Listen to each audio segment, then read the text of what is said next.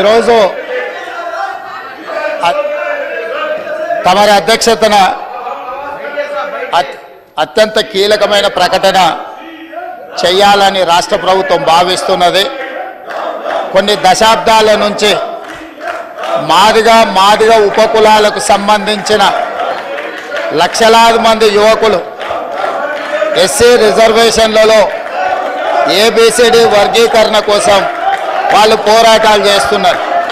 27 సంవత్సరాల నుంచి ఉమ్మడి రాష్ట్రంలో కానీ ప్రత్యేక తెలంగాణ రాష్ట్రంలో కానీ ఏబిసిడి వర్గీకరణ మీద మాదిగ ఉపకులాల యువకులు పోరాటాలు చేయడం జరిగింది. వారి పోరాటాల ఫలితం ఒకనాడు ఇదే శాసనసభలో మాదిగ ఉపకులాల వర్గీకరణ కోసం వాయిదా తీర్మానం ఇస్తే నాతో పాటు ఆనాటి శాసనసభ్యుడు సంపత్ కుమార్ను కూడా ఈ సభ నుంచి బహిష్కరించడం జరిగింది.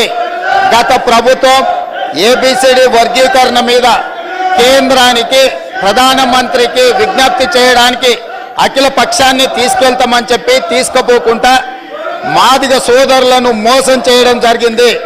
కానీ డిసెంబర్ 3, 2023 నాడు ప్రజాప్రభుత్వం బాధ్యత తీసుకున్న తర్వాత తక్షణమే మా ఉప ముఖ్యమంత్రి గారి సూచన మేరకు మాజీ ఉప ముఖ్యమంత్రి ప్రస్తుత మంత్రి దామోదర్ రాజనరసింహ గారి నేతృత్వంలో మా శాసనసభ్యులందరినీ అడ్వకేట్ జనరల్ని ఢిల్లీకి సుప్రీంకోర్టుకు పంపించి న్యాయ కోవిధులతోని చర్చించి సుప్రీంకోర్టులో బలమైన వాదనను తెలంగాణ రాష్ట్ర ప్రభుత్వం కాంగ్రెస్ ప్రభుత్వం వినిపించడంతో ఈనాడు సుప్రీంకోర్టు మాదిగ ఉపకులాల వర్గీకరణకు అనుకూలమైన తీర్పునివ్వడం జరిగింది.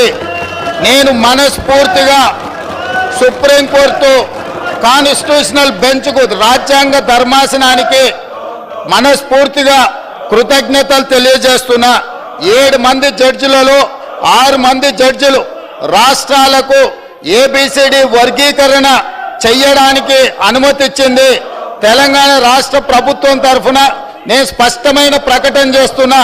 దేశంలోనే అందరికంటే ముందు బాగానే నిలబడి తెలంగాణ రాష్ట్ర ప్రభుత్వం ఏబిసిడి వర్గీకరణ అమలు చేసే బాధ్యత మా మిత్రులు మా మంత్రివర్గ సహచరులు మేమందరం తీసుకుంటాం.